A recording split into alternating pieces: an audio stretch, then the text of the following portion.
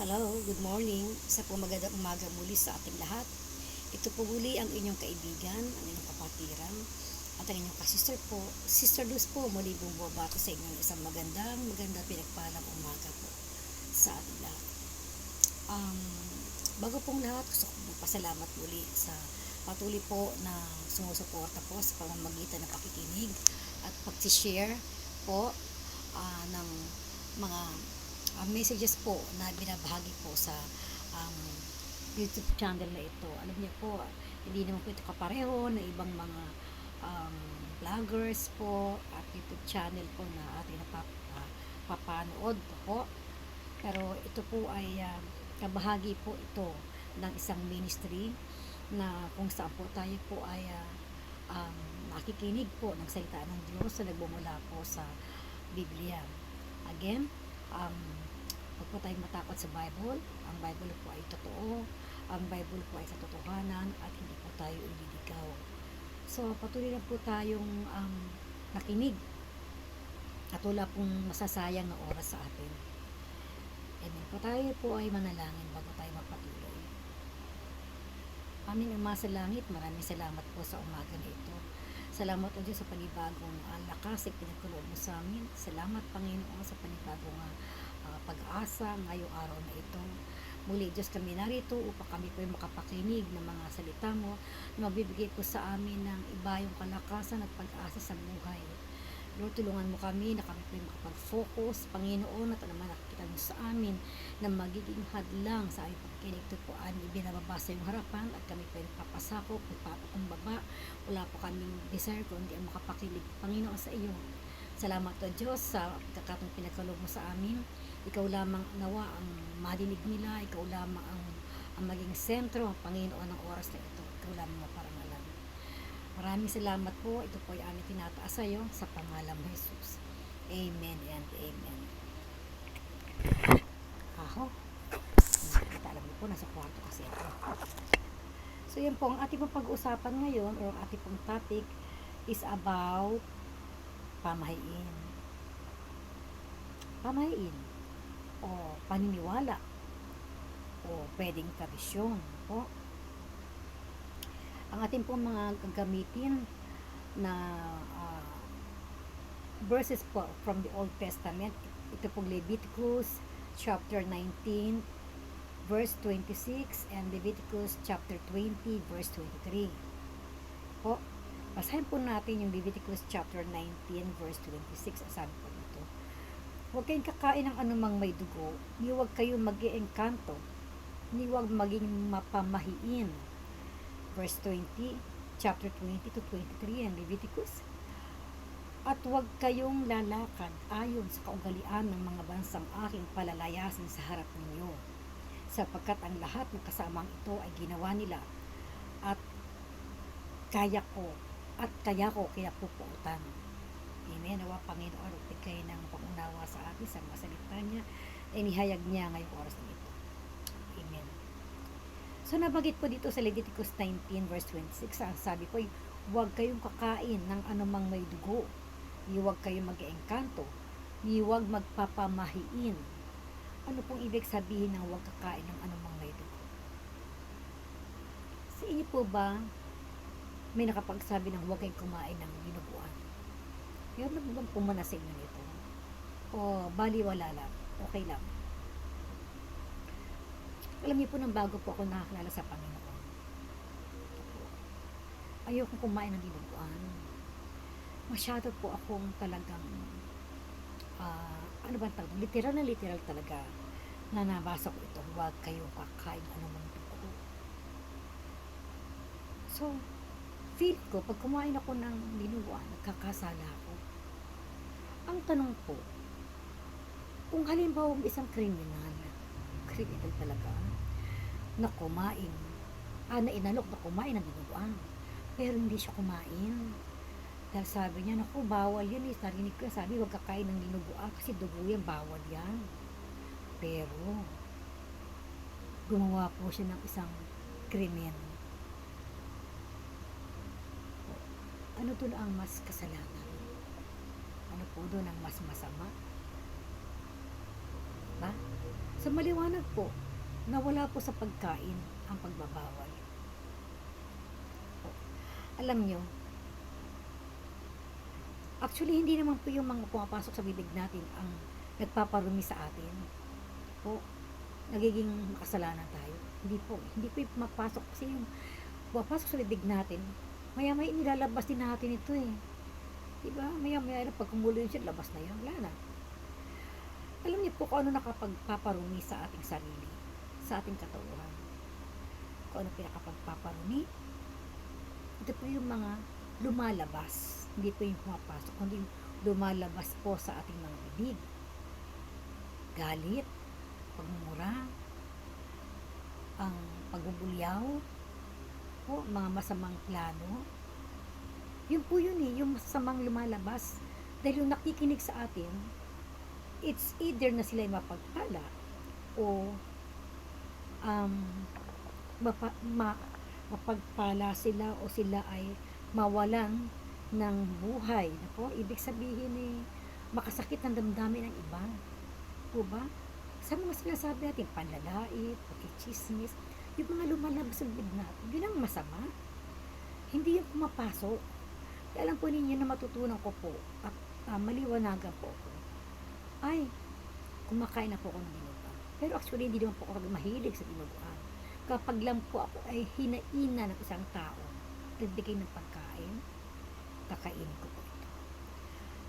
Dahil hindi po yung konsensya ko, kundi konsensya po ng nagbigay sa akin. Example, sa isang piyestahan, maraming mga hinahain doon, iba't iba.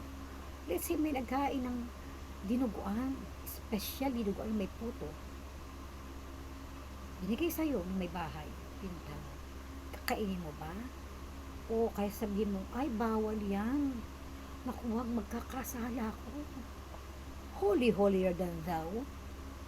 Alam niyo po, mali pala yun. Ayon po sa Biblia, anuman ang ihain sa iyo, ay ating kainin. Ano lang po ang dapat panalangin natin?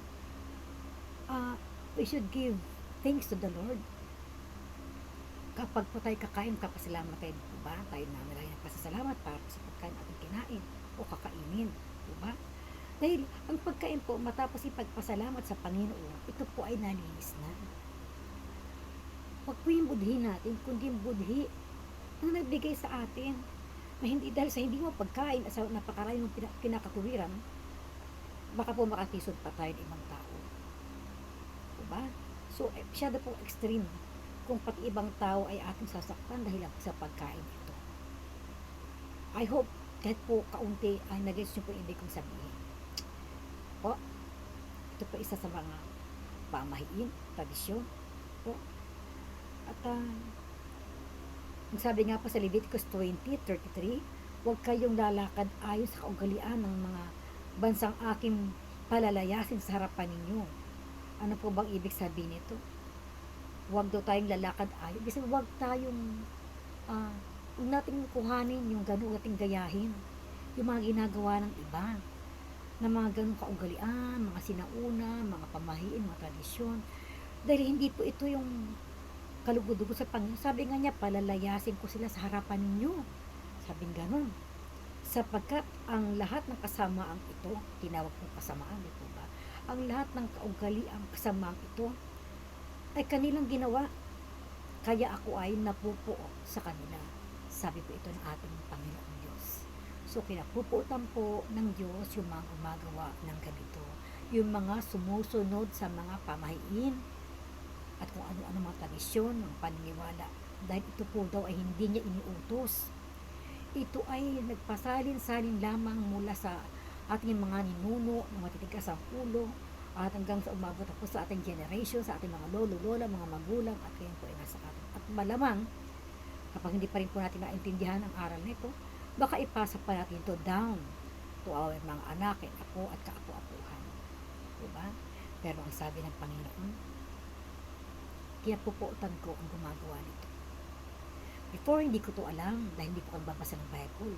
Kapag may nakita ako, may dala ng Bible, umiiwas na po ako. At ganun po. And I'm sure iba po sa inyo, nakikinig ngayon, maaaring nasa ganun pa pong level na po, yung pag-iwas, pag-alis, ano yung pride, o kaya mahal na mahal po yung religion. Anong mahal mo? Religion o ang Diyos? Dahil ang buong Biblia po ay hindi po nagtuturo kung ano ang tama at maling religion. Wala pong religion. Ang meron po relasyon. Tinatama lang po yung relasyon natin sa Diyos. Kung tayo ay nakagis na natin na ang ating kinilalang Diyos ay yung tinuro sa atin o narinig natin, yun na yun. History. History. Part of our knowledge. Pero sad to say, wala po kapangyarihan. Saan nilalagay ang kapangyarihan? Inilalagay ang kapangyarihan, mga superpower o sa mga pamahiin. Ako, nadudoon yung huwag mong gawin to, huwag mong gawin yan, bawal to, bawal yan. Wala namang po pinagbabawal ang Diyos, maliban sa gumawa ka ng kasalanan. Wala naman po yun. Diba? Kaya nga po, ang tanong ko sa atin ngayon ay, naniniwala ba tayo sa pamahiin? Naniniwala po ba tayo sa mga bawal-bawal? Mga tradisyon? O, of course, when it comes to traditions, mga culture po ito ng bawat lugar, may respeto po tayo. Yan. Kaya lang po kung minsan po, ito po yung napapatungan, nasusobrahan po, naging pamahiin. I'll give you some examples. Bawal magwalis kapag kagabi. Hindi magkakalat. Bawal magpuka ng picture ng tatlo. No problem, kasi may po ako sa selfie. Bawal ang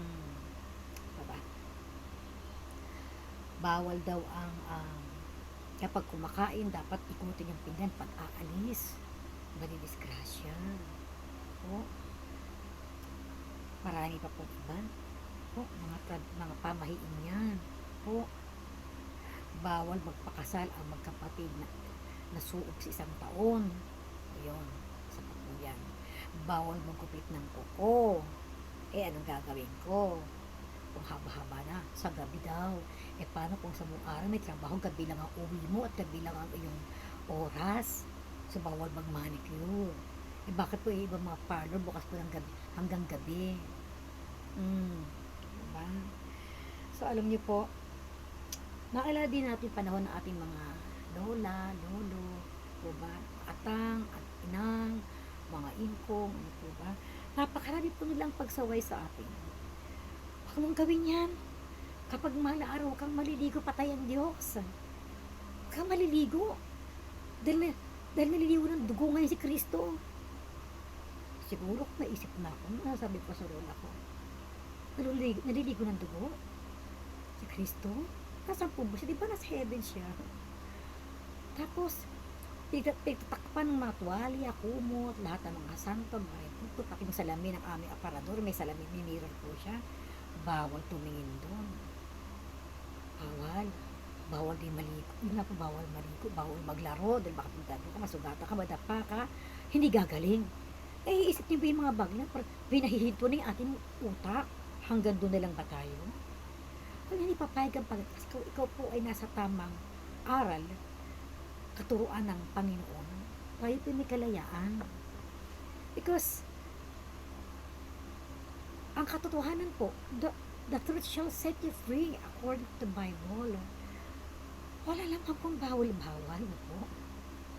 Basta alam ko lang, bawal gumawa ng mga bagay na magiging kasalanan sa Diyos. Diba? Alam niyo po, may isa pang bagay. Kapag po nilalagda tayo, nung tayo maliliit pa, o yung mga anak natin ng araw, saan dinadala? Sa hilot. O, may kilala tayo sa tabi-tabi. O, buti po kung hilot lang. Napansin niyo po ba, may bulong-bulong po sila? We can call that ritual. Na po, alam niyo po, hindi niyo alam kung sino tinatawag, kinakausap nila. May bulong, may pahipan-hipan, may pa dura-dura. may papaypay ng laway, yung mga nabales, ano pa ba yun? Kung ano-ano po, no? Walang tao, palipad hangin. Saan ba nang galing ng mga salita na yan? Sus, Ginoo. Pero alam niyo, nung panahon na yun, gustong-gusto ko marinig yung mga yun. Alam niyo po, may panahon pa ng buhay ko na umikot po yung buhay ko sa ganun po. Sa ganung buhay ng kababalaghan. I was one of those. Sad to say, I was involved na hindi po sinasadya sa witchcraft. Ngayon nasasabi ko na siyang witchcraft, pero noon hindi ko po sinasabi, hindi ko tatanggapin dahil hindi ko naman po alam.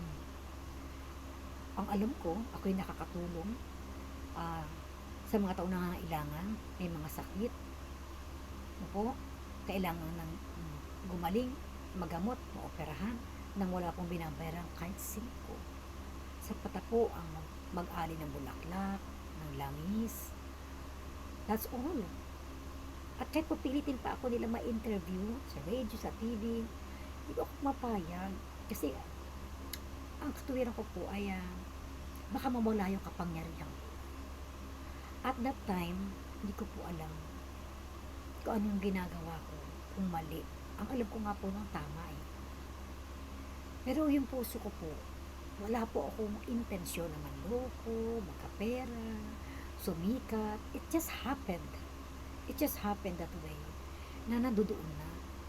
At the more na inaalagaan ko pala ito sa pag-aakala ko okay at nakakatulong, the more pala na lalo naman akong nililindang ng kaaway natin.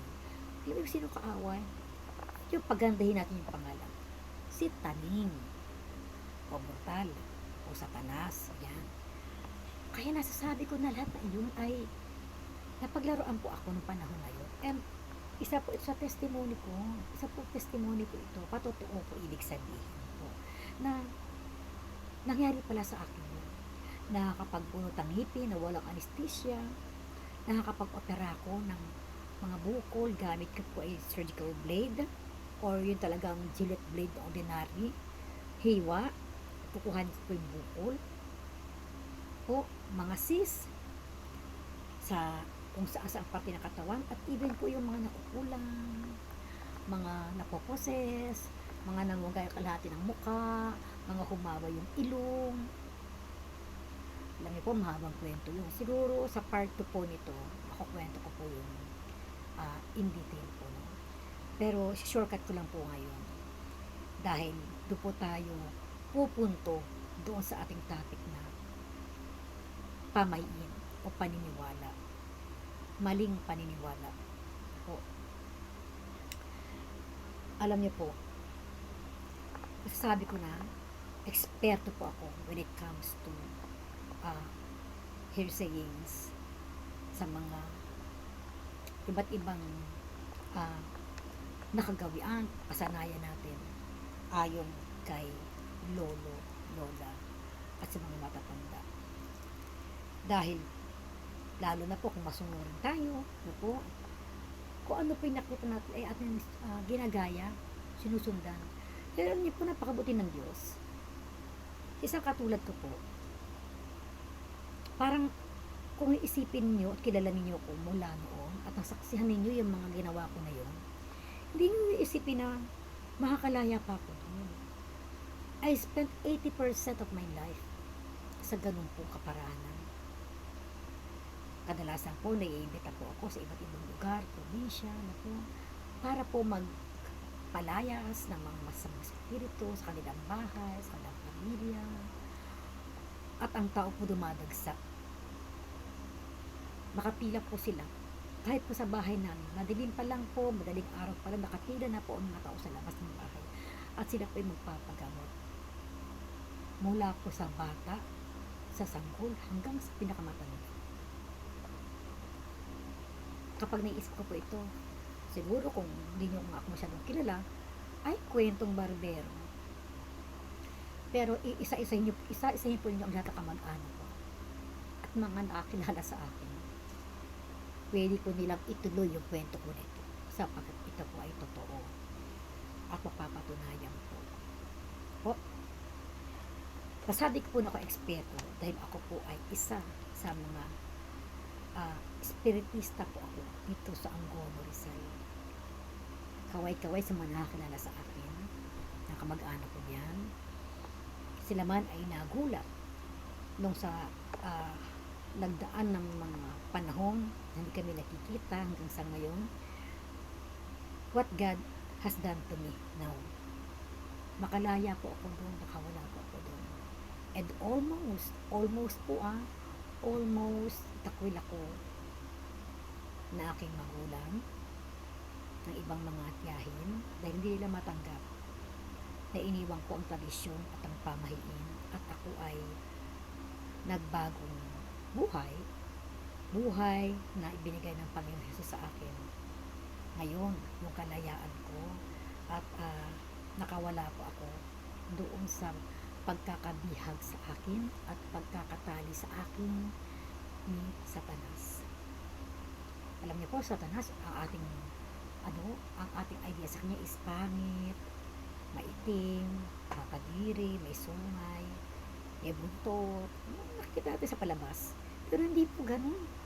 Alam niyo po, ang description nga po ng Bible kay Satanas is tahala sa umaga. According to the Bible scholars, siya po ay second to God. Siya ay isang leader. Kaya ibig sabihin, paniniwalaan mo siya. Ginagaya niya lahat ang ginagawa ng Diyos. He is a great imitator. He is a great pretender. But, actually, he is the greatest deceiver. Manluloko po siya. Nung makilala ko ang Panginoon, at the age of 21, I think so, diyan na po nagsimulang makita ko na ako pa rin pinaglalaroan ng bad spirit. Totoo po, nakakapanggamot, may kapangyarihang taglay na parang meron ako extra special power. Kababalaghan. Dahil ang bad spirit po ay nakakagawa din po ng mga milagro. Pero alam natin po ano yung milagro na yun, no?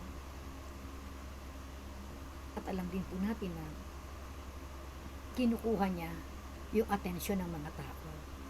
Hangang-hanga, manghang-mangha ang mga tao sa akin ng panahon na yun. May akala ko rin nga po totoo. Ako na nga po mismo. Pero yun nga po, napakabuti ng Panginoon kasi may pagkakataon po nagtatanong na ako sa Diyos ng panahon na yun. Bakit ganon? Bakit po ganon? Hindi naging maganda yung buhay ko. Hindi maayos mapayapa yung pagsasama namin naging asawa ko. Ang anak ko nagkakasakit hanggang sa maghiwalay kami mag-asawa. Parang puro hirap, lungkot, lusa at ganon. Tapos pagkatapos maghiwalay kami, may mga sumunod pang relasyon. Looking for a good and faithful man, hindi po nangyari. Kasi effort ko yung ginagamit ko. Ako lang yun gumagawa ako ng plano ko sa sarili ko. Hindi po pala ganun.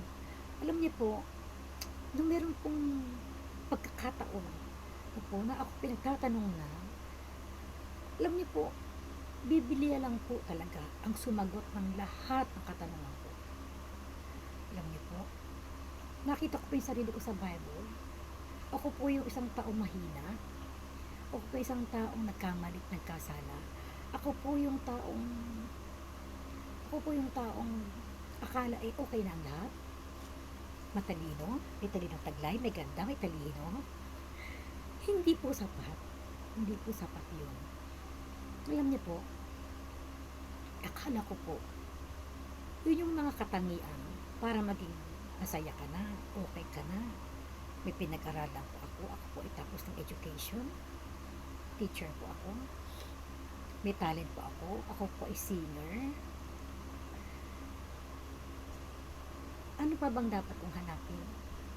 Alam niyo po, there came a time, ang lungkot-lungkot, na parang kulang. Tumingin po ako sa harapan ng salamin. Ang sabi ko, Lord, ano ito? Ano yung nararamdaman ko? Parang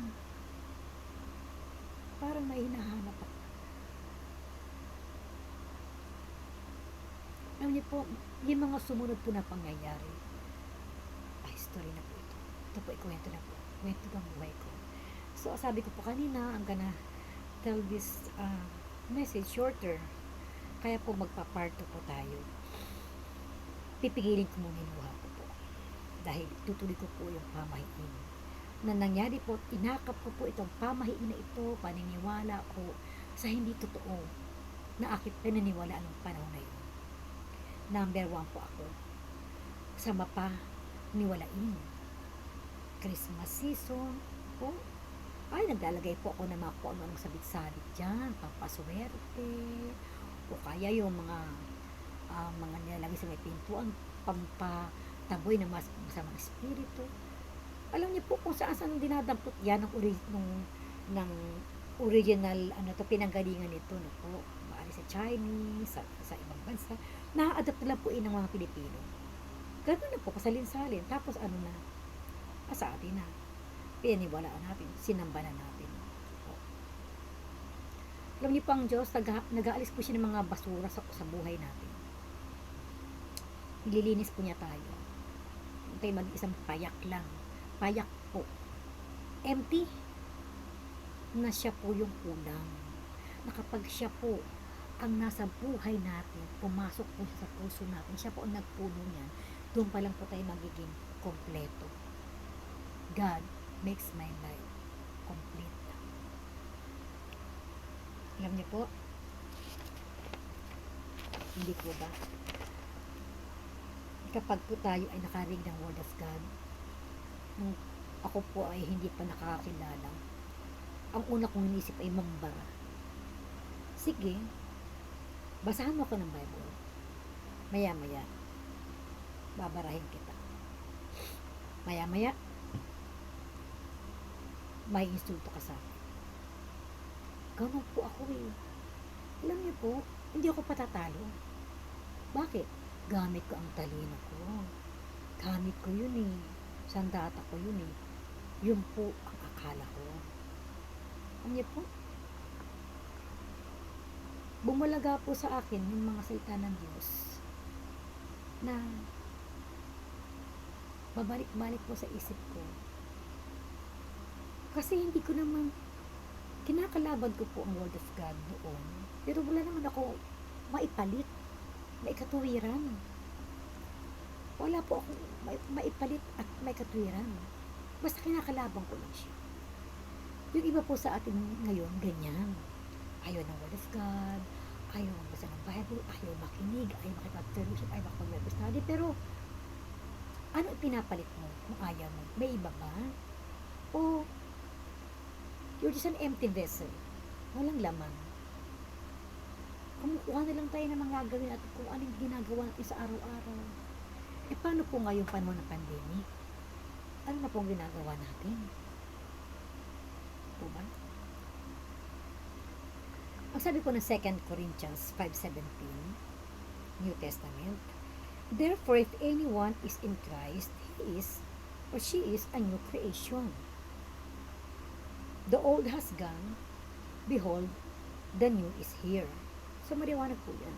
Po, sino mang tumanggap Jesus bilang kanyang Panginoon at kapagligtas, siya ay magiging bagong nilalang.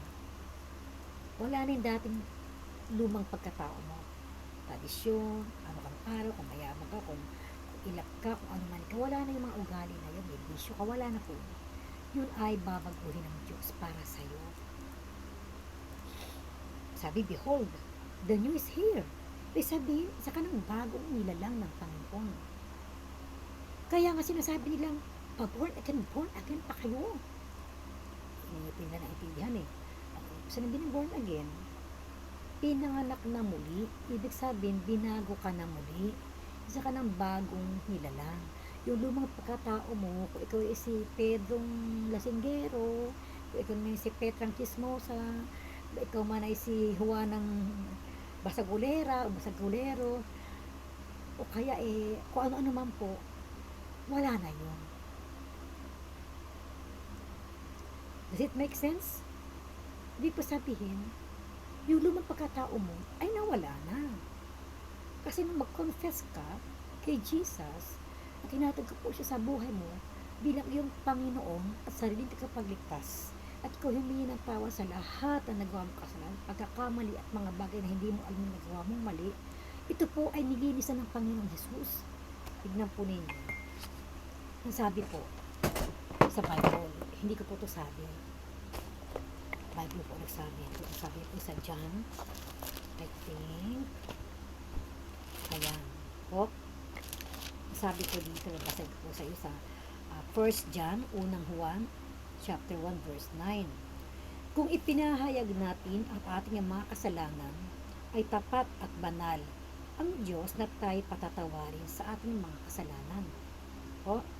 At tayo ay lilinisin sa lahat ng ating mga kasalanan. Kaya po nilinis po tayo ng Panginoon.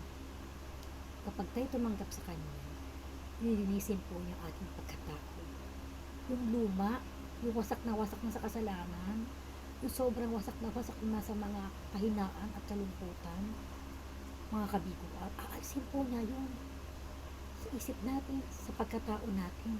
Sabi ko ay, tayo ay Kanyang lilinisin. Opo, sa lahat ng ating mga kalikuan. Pero kung sasabihin mo, aba, wala akong kasalanan, wala akong tinakbuhang utang, wala akong nagrabyado, wala akong pinatay, wala akong nire, wala akong niloko, wala akong atraso kahit kanino. So, wala akong kasalanan. Sabi po ng Biblia, John 1:10, ang sabi po rito, kung sinasabi natin na tayo hindi nagkasala at hindi makasalanan, ay ating ginagawang sinungaling ang Diyos at ang Kanyang salita ay wala sa atin. See? Alam niyo po, kung sasabihin mo na ikaw ay walang kasalanan, parang sinabi mo rin na ito ay perfect. Ang alam po natin, isa lang naman po ang walang kasalanan, walang bahid ng kasalanan. Ito po ay si Jesus. Di po ba? Binasa ko po, kung sasabihin natin na tayo walang kasalanan, ginagawa natin sinungaling ng Diyos.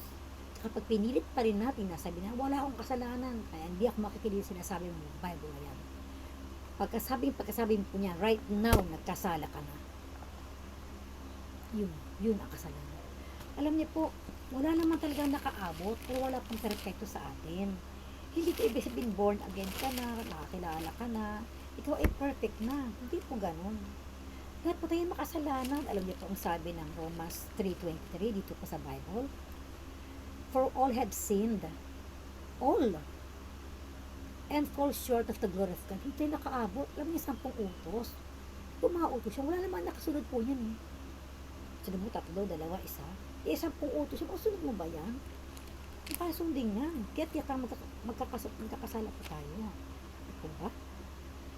Ngayon, may mga ba dyan nagkakasala, pero ang sinasabi lang, gets na ni Lord yan, okay lang yan.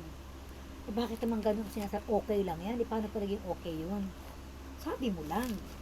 Pero ang sabi po dito sa Romans 6:23, tignan po natin.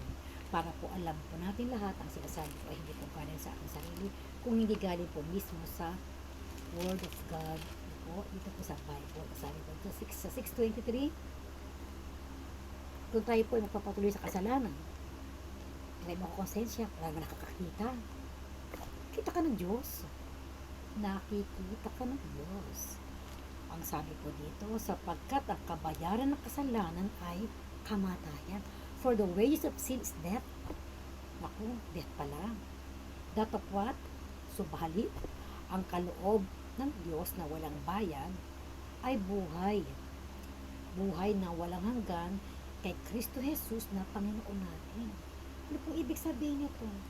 Kapag pagpapatuloy mo yung kasalanan mo o yung pagtalikod mo sa Panginoon dahil sa iyong pride na wala kang kasalanan ginagawa, diyan ka nagkakasala sa mga sinasabi mo yan, katatakbo mo, umiiwas ka sa salita ng Diyos. Alam niyo ba? Ang sabi, for the wages of sin is death. Paano mo naging death? Pwedeng physical death, pwedeng spiritual death. pwedeng joy death, hindi ka masaya, hindi ka mapayapa. May sakit ka, hindi ka makaahon. That is spiritual death. Na para kang patay kahit buhay ka. Kaya yung iba, papakamatay na eh. Parang wala sa yung buhay sa kanila. Buhay sila physically.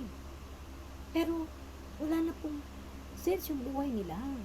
Kaya gusto nila yung mamatay. Ganun po yung ibig sabihin yung buhay ka pero patay ka. Yung bang gusto natin mangyari sa buhay natin, maging ganun tayo. Wala kapayapaan, walang saya, laging galit, laging malungkot, laging may problema. Hindi po ba? So, kung tayo po ay magsisisi, sinasabi po ng 1 John 1:9, tapat ang Diyos at banal upang tayo patawarin kung tayo ay hingi ng tawad sa Kanya. Aminin na tayo may kasalanan o nagkasala somehow, alam kung paano. Pero wala nga perfecto, sabi, wala nga doon nakaabot type isa eh. Di, accept natin na may kasalanan tayo. Alam mo at hindi, kasalanan tayo, diba? The wages of sin is death. Ngunit ang kaloob ng Diyos ay buhay na walang hanggan. Eternal life, kung tatanggapin natin siya sa buhay natin. Kung tatanggapin natin siya bilang Lord and Savior ng buhay natin. Diba? Lahat ng po tayo ay patay sa kasalanan. Diba? Kailan lang tayo nabuhay muli sa ating mga sariling buhay? Kung tinanggap natin siya, yung lumang buhay wala na, yun po yung sinasabi ko namatay na. At yung bagong buhay, binuhay natin, ating siya tanggapin, ito na po yung bagong buhay.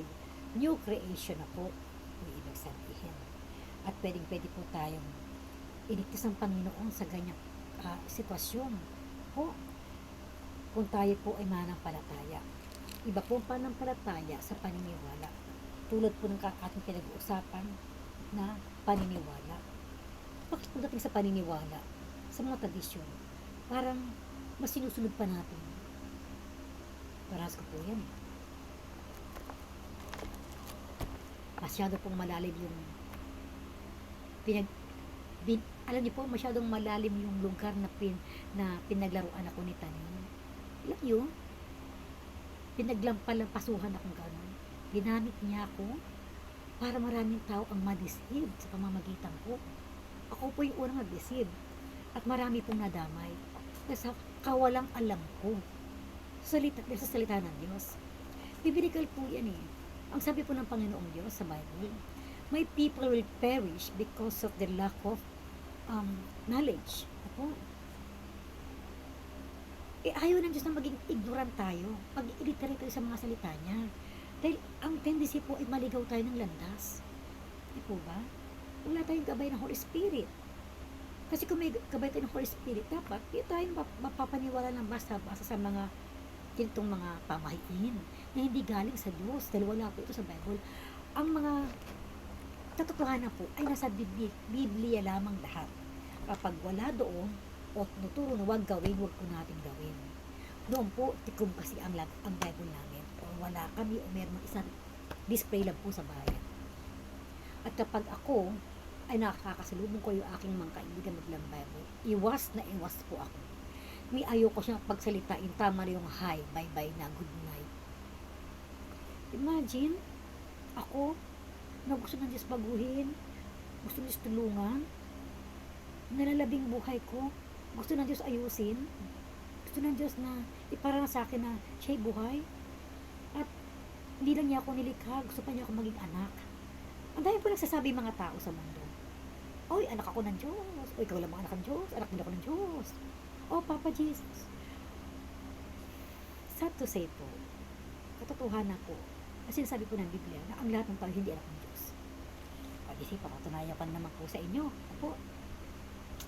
Alam niyo po sabi po ng Bible. Ito po ay Genesis, kaya 2, ayon sa aking pagkakaalala. Ang tanong po, tayong lahat ba, o lahat ba ng tao ay anak ng Diyos? Sino sabing yes? Sino sabing no? Alam niyo po, ang sagot po ay no. Kaya hindi natin dapat sabihin na ang lahat ng tayo anak ng Diyos. Noon po akala ko lahat anak. Alam niyo po, ito po yung kasagutan. Genesis chapter 2, verse 7.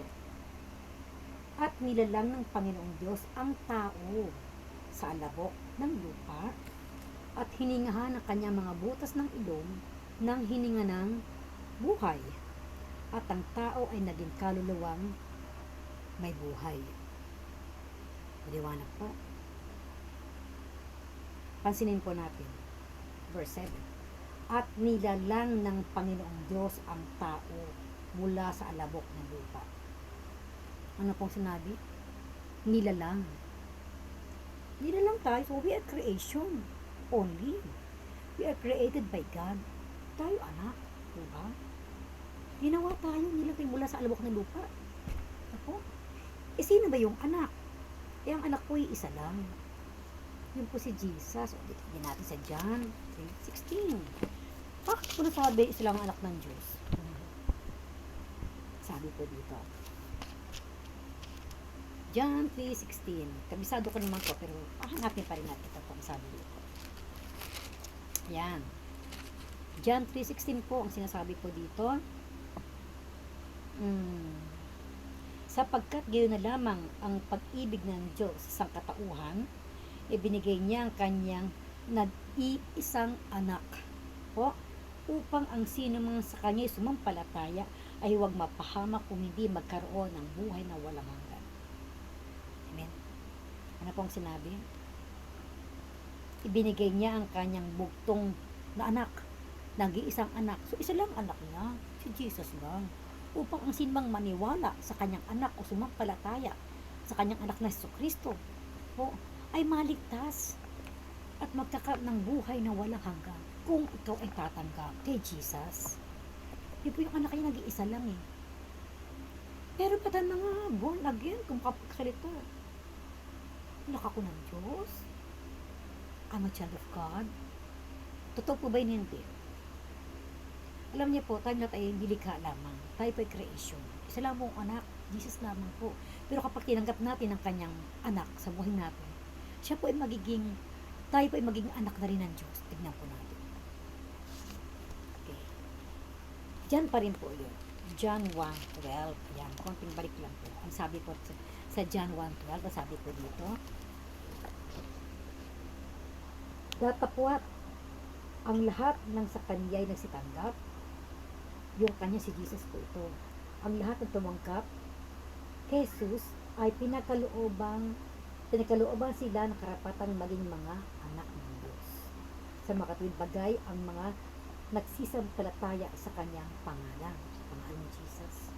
Bitin ko po, datapat ang lahat ng sa kanya nagsitanggap ay pinagkalooban sila ng karapatan na maging mga anak ng Diyos.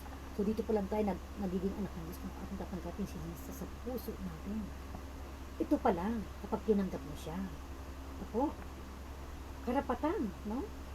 Binigyan tayo ng authority. Tumawag tayo ng Ama. Ama. Ang daming tumatawag ng Ama, pero hindi pa pala nila Ama ang ating Panginoong Diyos. Dito ba? Sabi, sa makatuwid, baga ay ang mga nagsitanggap lamang sa kanyang pangalan. Bible po ang sabi. Alam niyo, hindi naman natin malalaman talaga kung di mo babasa ng Biblia eh. Sabi ng iba, hirap naman intindihin basahin niya. Nakakata ulo ko, nakakaloka. Ay, hindi po. Nakakasakit lang po ng ulo, nakakaloka pag po ayaw mo yung ginagawa mo. Kasi pag ayaw mo at gagawin mo, at hindi tayo tininiwala, no? Gusto mo magbasa ng Bible, pero ang purpose mo ay para lamang to size up, no? The power of God, or para lang may pang-debate ka, ay baka po hindi mo talaga maintindihan. Oh. Pero kung ating kong purpose, baka tayo magbabasa ng Bible, pwede rin naman out of curiosity, kasi kami nagsisimula po sa curiosity, at the same time po, syempre isama na po natin yung gusto tayong makilala ang Diyos. Naghahanap po tayo ng katotohanan. Naghahanap po tayo ng katotohanan, di po ba? Yun po ang sabi ng John 14:6. Sabi ni Jesus, ako ang daan, ako ang buhay, ako ang katotohanan. Ang sino mang gustong makating sa Ama ay dadaan sa akin. Alam niyo po, hindi po ko nagsabi niya. Si Jesus po ulit. Ito po yan eh. Para po mas magandang sabihin. Mapakinggan po, no? Sabi po dito ng John 14 verse 6. Ano po? Sinabi sa kanya ni Jesus, "Ako ang daan at ang katotohanan at ang buhay. Sino man ay hindi makaparoroon sa aking Ama, kundi sa pamamagitan ko." O, po ba? Ama, Anak, Espiritu Santo, isa lamang po sila.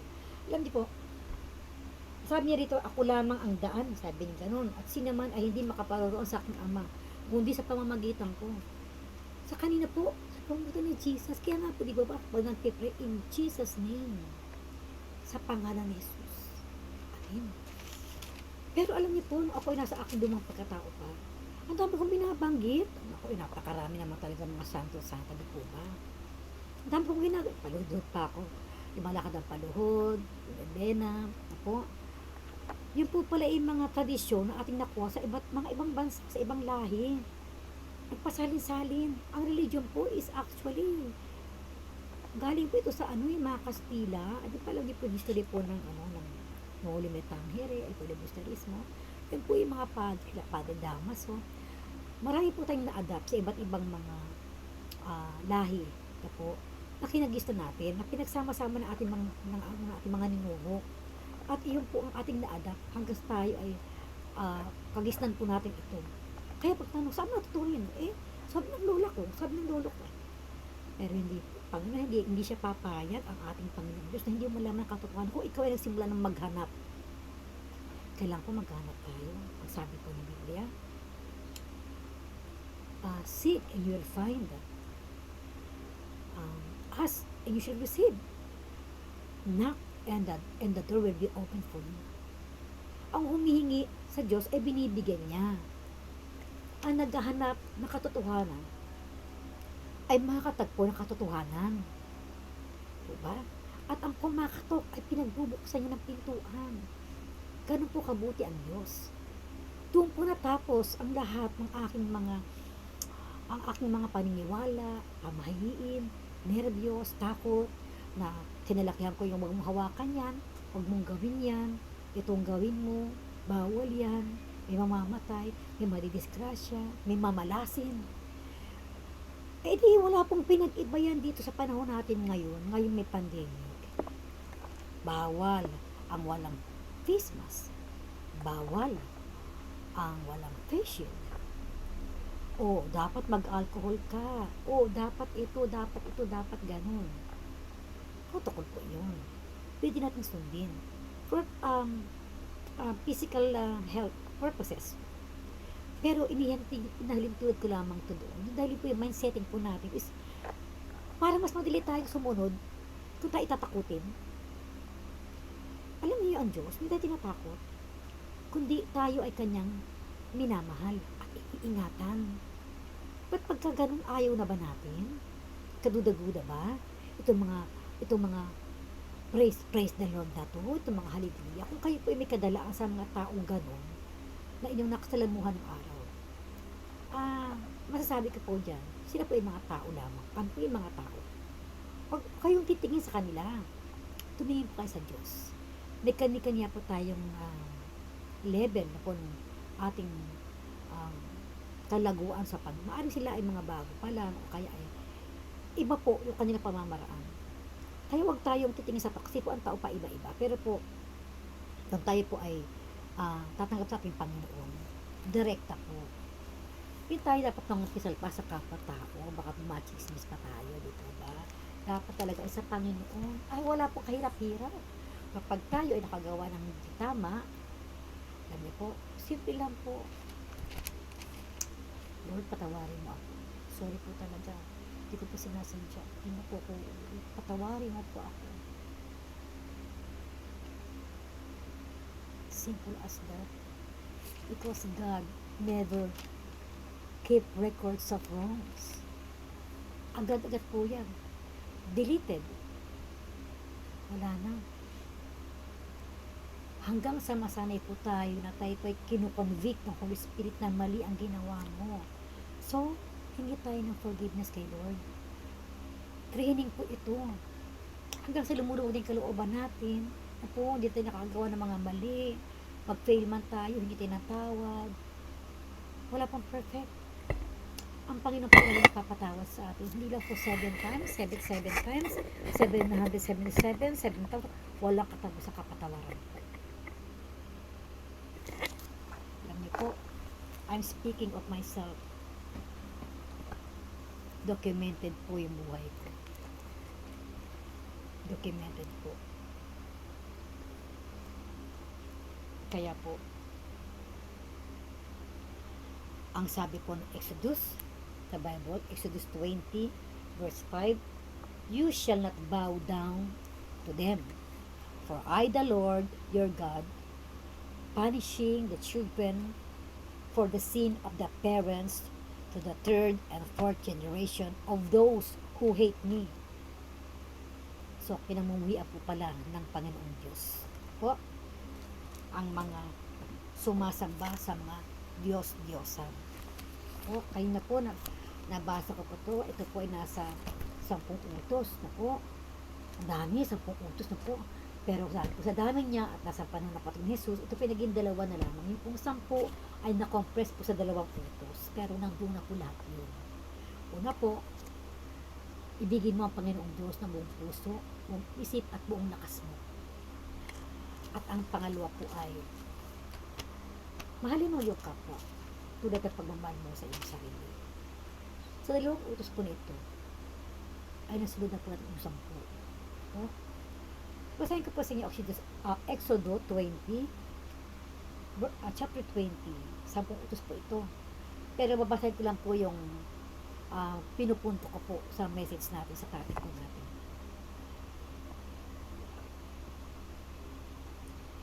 Chapter 1, verse 1. At sinalita ng Diyos ang lahat ng salitang ito na sinasabi, ako ang Panginoon mong Diyos na naglabas sa iyo sa lupain ng Ehipto sa bahay ng pagkaalipin. Verse 3. Huwag kayong magkakaroon ng mga ibang Diyos harap ko. Tayo po, ang dami natin Diyos-Diyosan.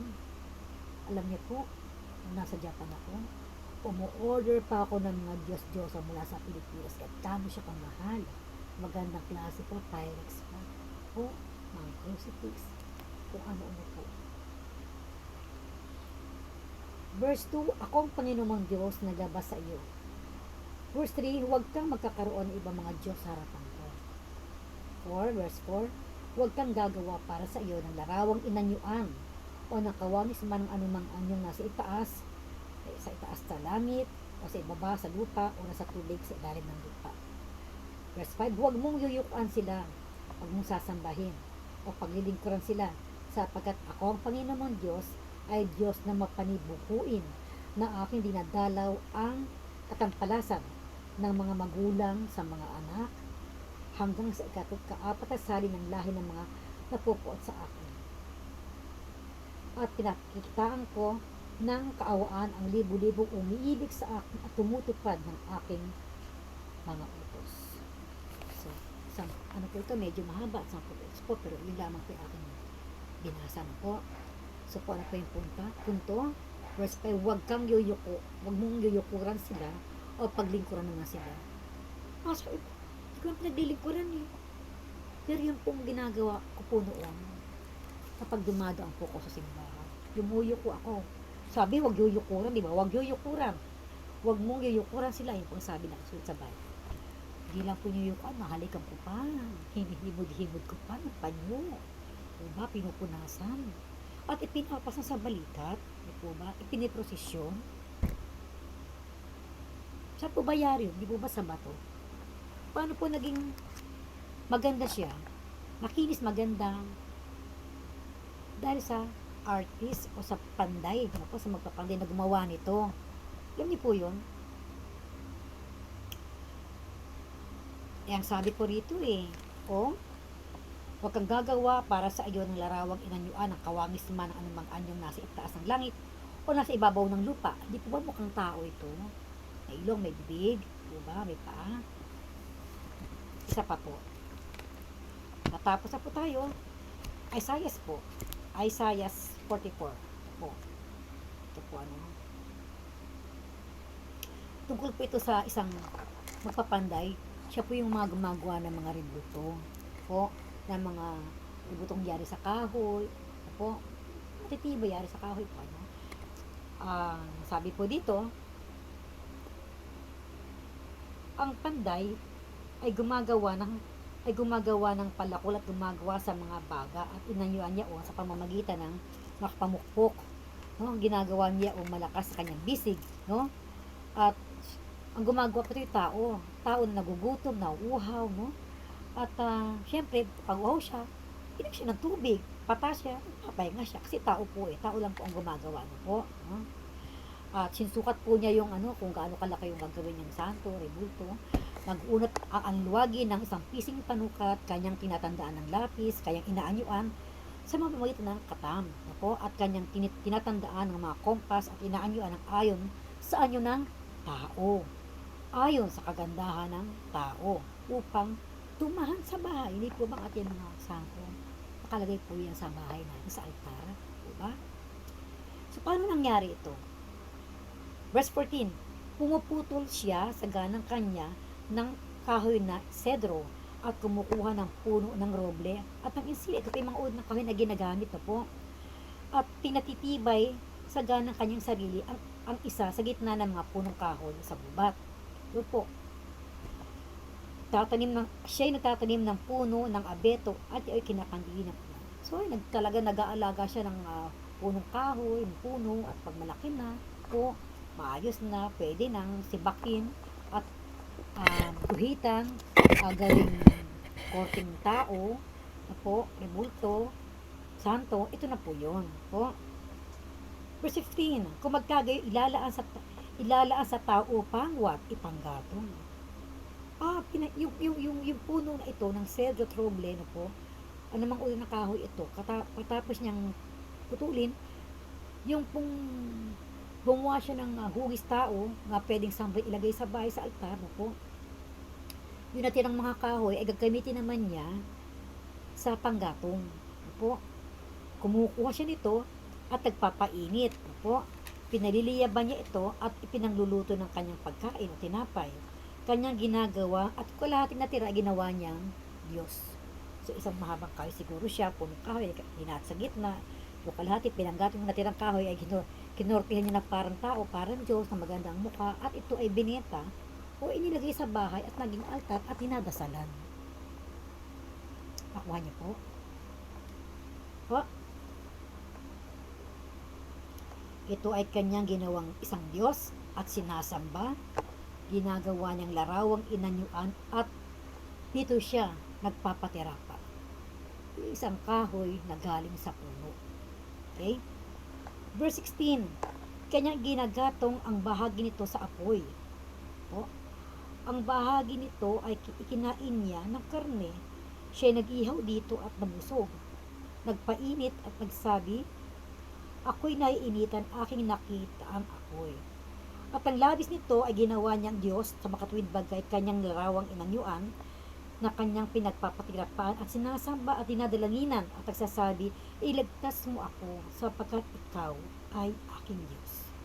So, ganito na po yung mabasahan ko. So, ito po yung kwento, no?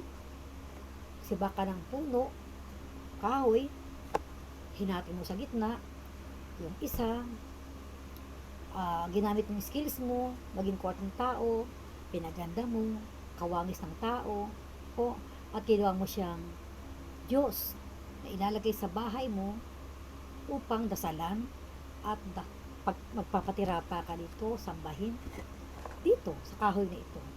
At yung lumabis doon sa kahoy na ito, kinuha niya, nilagay niya sa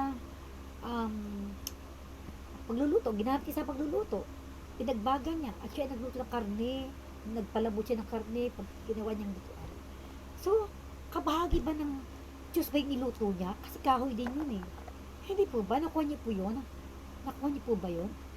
Ano po? Alam niyo po.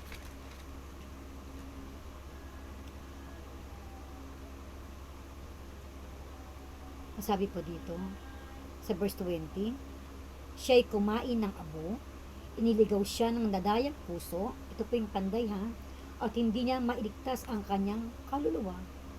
Yung kanyang ginawang Diyos-Diyosan, pag namatay ko yung panday, hindi naman po kaya siya iligtas ng kahoy na ginawa niyang Diyos eh. O ba? Ang mga rebulto po, may mata, hindi nakakakita.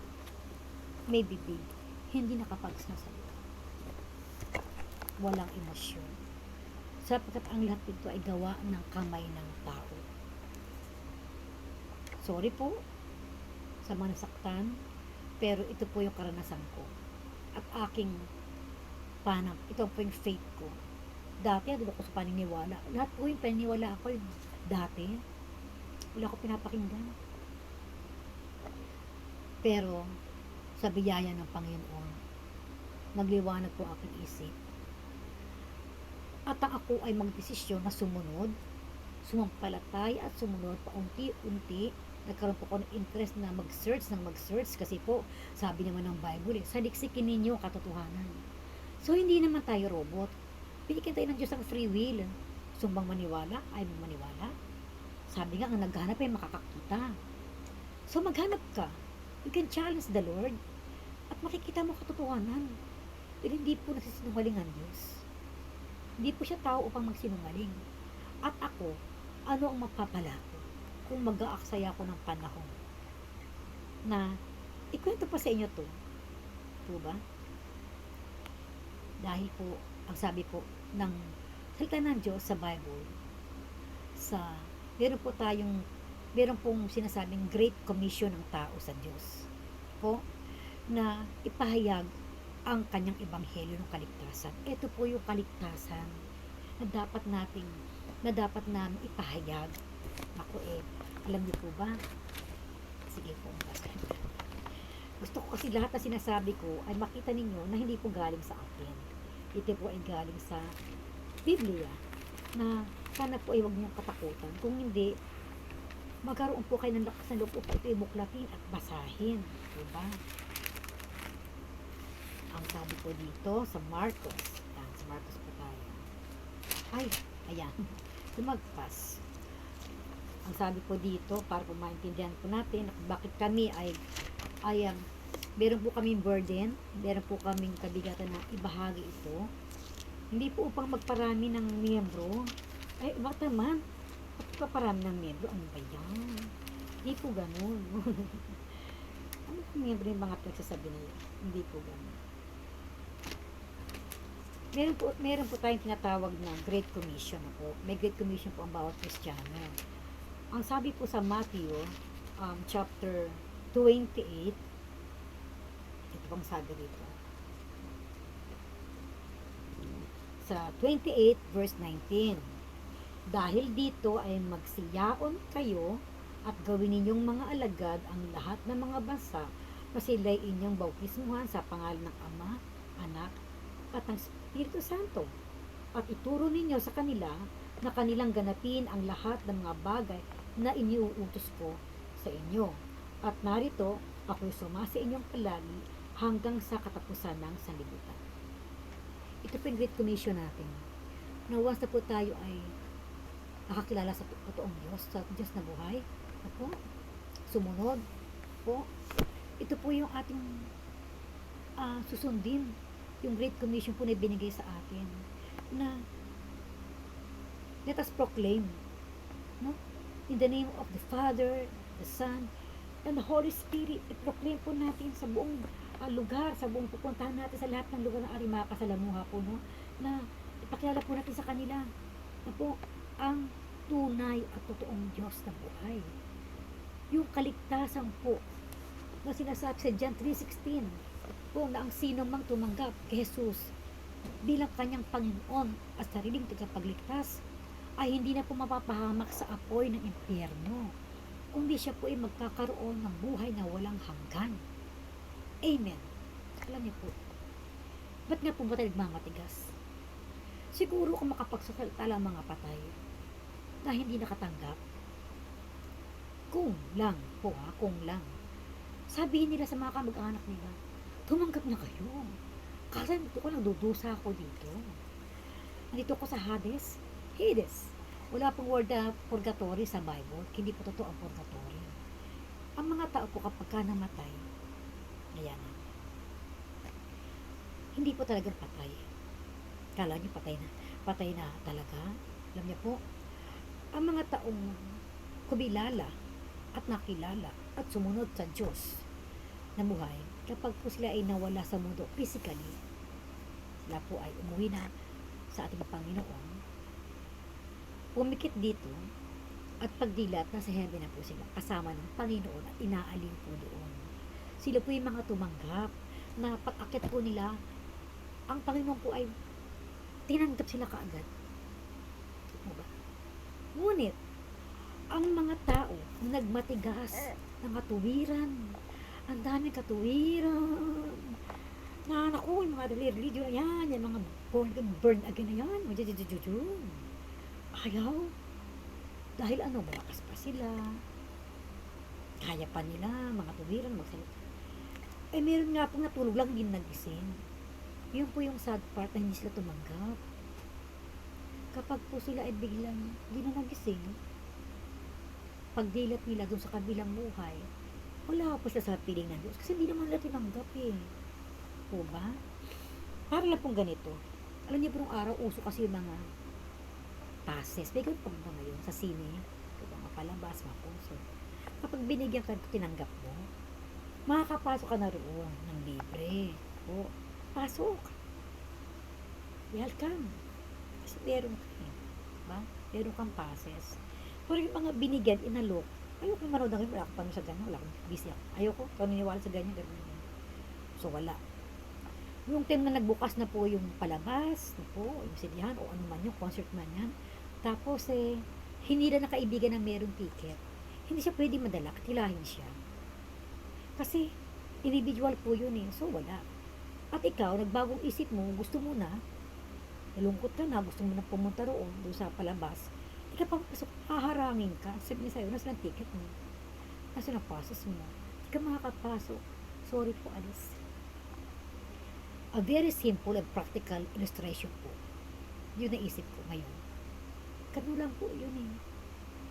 So, huwag mo ipagdamot yung pagtanggap mo. Actually, ikaw ang benefit mo. Hindi naman ako. Hindi si brother. Hindi si pastor. Hindi naman, lalong hindi ang Diyos. Diba? Napakabuti ng Panginoon. Di po ba?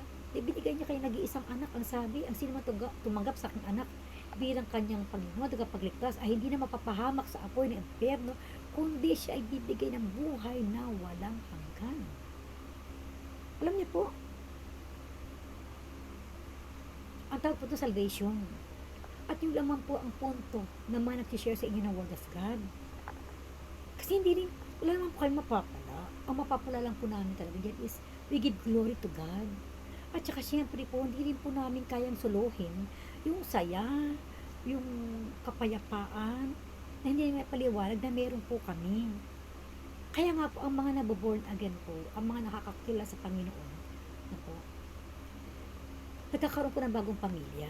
Sad to say po, na kung minsan kasama mo sa bahay, ay ang hirap po nilang patanggapin, o makuha yung faith, na po, lalo na sa mga kamag-anak. Mga kamag-anak, sana nanonood kayo. Nakikita niya ang Facebook ko, nababasa niyo lahat ang nakasulat doon. Siguro napansinan niyo kung ano ang meron doon at ano ako. Nung hindi pa ako ganito ngayon, kilala niyo sa akin na ako si Neneng na manggagamo. Ako si Neneng na nag-oopera, no? Mediko, kung tawag Neneng Mediko, ayan, na may mga kaibigan mga duwindi. Yun ay bahagi ng aking karanasan. At bakit hinayaan ng Panginoon yun? Di ba niya ako mahal? Hindi. Mahal niya ako. Mahal na mahal. At kaya lang, nangyari sa akin yun, darating ang takdang panahon, at ito nga po yung panahon na yun, ito ngayon, na yung nangyari sa nakaraan ay magiging patotoo ko. Testimony ko po ito. Kung paano ako ay iniligtas ng Panginoon sa sure na apoy at impyerno. Dahil ako po ay kumapit sa patibong sa Satanas. Duwende, nuno, mga engkanto, mga demonyo, mga panguhula, kung ano-ano na nakita karanasan ko noon. Ang lahat ng iyon ay hindi totoo. I confess na-deliver na po ako, ganun, nag-under ko na po ako ng holy deliverance, at yun po ay renounce ko na, at wala na po sila sa akin ngayon.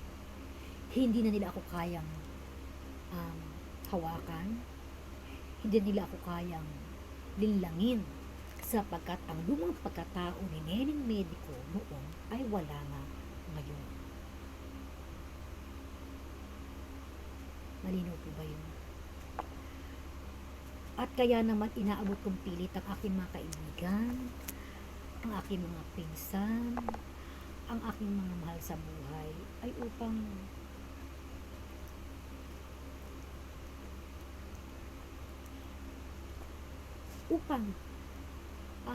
sabihin sa inyo, and at the same time sabi ko po sa inyo talaga na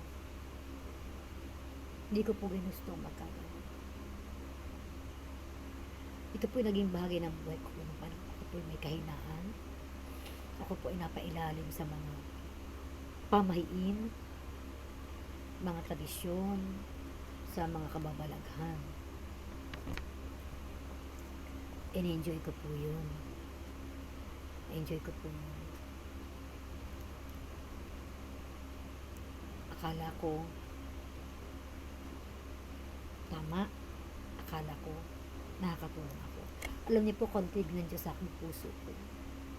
Hindi ko po hinangad ako maging sikat, na yumaman ako dahil sa mga tao na gusto akong bayaran ng malaki, bigyan ako ng properties dahil mga gumaling po sila. In fact, I'm trying my best to reach them kung saan mas lang doon, upang humingi ako ng tawad sa kanila at sabihin na ang lahat ng ito ay nangyari dahil iniligaw ako ng kaaway. Kung saan niya ako gustong dalhin, yun po yung gift ni Lord sa akin, inaagaw niya. Po, ngayon, ako po ay nabubuhay the rest of my life serving the Lord.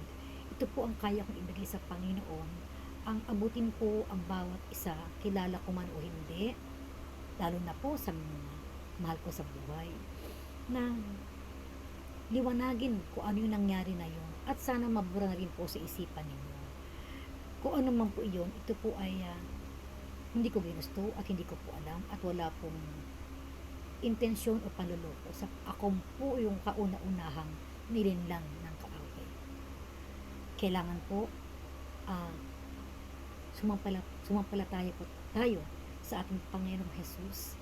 Tanggapin niyo siya sa inyong puso at buhay bilang inyong Panginoong buhay at tagapagligtas ng inyong buhay dito sa lupa hanggang sa kabilang buhay. Ang kamatayan po, ang pagkawala natin physical sa mundo ito ay hindi po kamatayan. Yun lang pong body natin ang nawala dito. Ito po ay paglipat sa kabilang buhay. Dalawa po yung eternal. May eternal life at may eternal hell. Dalawa lang po yan. Wala pong purgatory. Hindi po totoo yung kasama po yung sa panluloko sa atin ng ating nakagisnang tradisyon at mga kasabihan na nadidig natin na salit-saling sabi sa bawat lahi, no? Hanggang sa umabot po sa generation natin. Wala tayong makikitang word of purgatory sa Bible. Meron po Hades o Hades. Ito po yung lugar kapag po namatay isang taong hindi nakatanggap sa ating Panginoong Jesus at hindi nakapagsisi sa mga kasalanan, doon po ang punta ng kaluluwang namatay na iyon. At maghihintay po siya doon hanggang sa panahon na dumating po yung final judgment na hatulan na po ang mga ito na itapon sa apoy ng impyerno. Doon po sa dagat-dagatang apoy ng impyerno. Gusto niyo ba yun?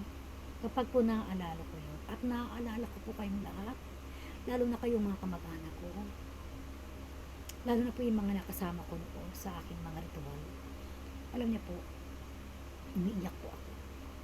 Pero alam ng Panginoon na, nagsisiyan ko na, at ngayon nga po ako sumusunod sa Kanya. Alam niyo po, mabuhay po ako ngayon by faith. Alam niyo po, lalo ngayon, hindi ko kayo kinukondem, hindi ko kayo sinisisi, hindi ko kayo kinukondem kung ano kayo ngayon. What I'm trying to drive out is gusto ko lamang pong sabihin sa inyo yung daan upang magkaroon po kayo ng kapayapaan, kagalakan, na po kahit nasa mundo pa tayo, buhay pa tayo, na yung lumang pagkatao natin, yung pinag-ugatan po, bitawan na po natin ito upang tayo po ay makalaya. Because the truth shall set you free. Ito lang po, hindi po mahirap at hindi rin po madali. Nagiging mahirap lang po kapag ating sinusolo. At nagiging madali kapag alam natin na ating kapartner ay ang ating Panginoon. This is not about religion. This is not about organization or anything. This is about you, your soul, your salvation, your life. Ang sabi po ng Acts 16:31, I think so, may pangako pa ang Diyos kapag tinanggap natin siya. Kahit ikaw lang mag-isa, tinanggap mo siya. Alam po ninyo, tayo po mahal natin ating mga mahal sa buhay, pamilya natin, mga anak, kamag-anak. Alam po, mahal po natin sila. Alam niyo po ang pangako ng Panginoon. Tignan po natin dito. Nawa sa tayo pa, isuko natin sa kanyang ating buhay. Aminin na tayo mga makasalanan. Ito po, hindi naman mga kriminal lang may kasalanan. Kahit po tayo araw-araw nagkakamali po tayo. Yung pong tayo ay nagmura, naghalit, nakipag-away. Simple lang po, pero kasalanan pa rin po ito.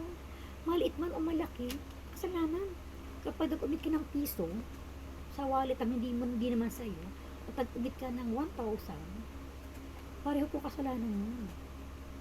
Ito ba? Ang sabi po dito, sa Gawa o Acts 16:30,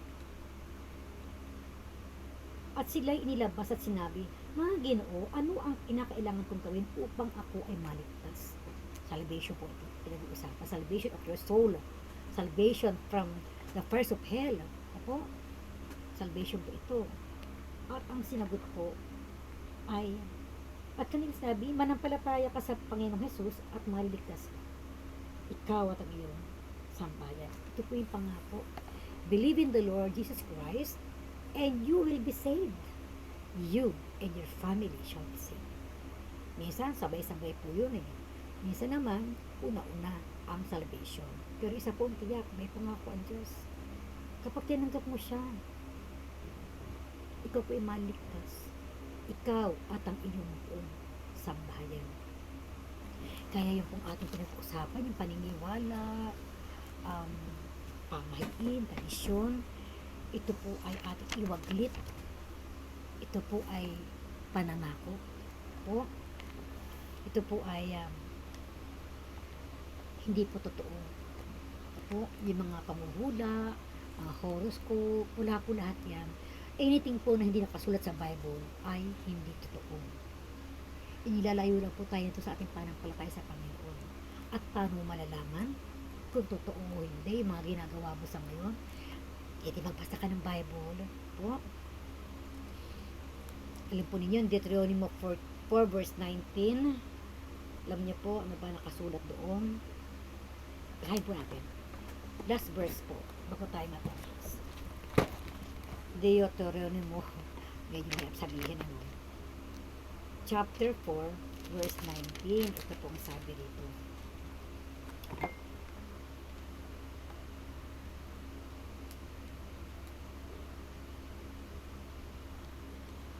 Baka iyong itingin ang iyong mga mata sa langit, at kung iyong makitang araw, at ang bayak, at ang buwan, at ang mga bituin, 10 ng buong natatanaw sa langit, ay mabuyukat iyong sambahin sila. At paglingkuran mo ang mga ito. Yan po ang sabi ko. So, meron pong danger ang isang nilalang po, na kung ano yung kinagisnan mo, yun ang sasambahin mo. Pag ikaw ay kinagisnan mo, ikaw ay nakatira sa island o sa isang lugar na liblib, tapos ang una mong nakita at nagbibigay sa'yo ng liwanag at ikaw ay nakaka-benefit dito, baka sambahin mo yung haring araw. O pwede mo sambahin ang karagatan. Pwede mo sambahin ang bundok. Diba? Ano sabi ng Panginoon sa Exodus 20 binasa natin kanina? Huwag silang sasambahin Huwag yuyukuran ng anumang anyo, kawangis ng mga nasa lupa, nasa langit, nasa tubig. Hindi po sila. Sila po ang ating sasambahin ng ating Panginoong Jesus. Sapagkat ang ating Panginoong Diyos ay mapanibuhuing Diyos. May mapanibuhuing. O kaya, huwag po natin silang sasambahin. Po, it means na huwag po natin silang, kasi mga naniniwala po sa mga ganun, the sun, mga astrologists po ito na po, mga nanguhula po ng things to come, things to happen, na po, the stars, the moon, mga ganun po. Kaya, huwag po tayong maniniwala sa kanila. Na po. At sunod po, so ulitin, papahaba, dudugtungan po natin ito, may part 2 po ito. So, for the meantime, maraming salamat po sa inyong lahat. Wait niyo po yung part 2.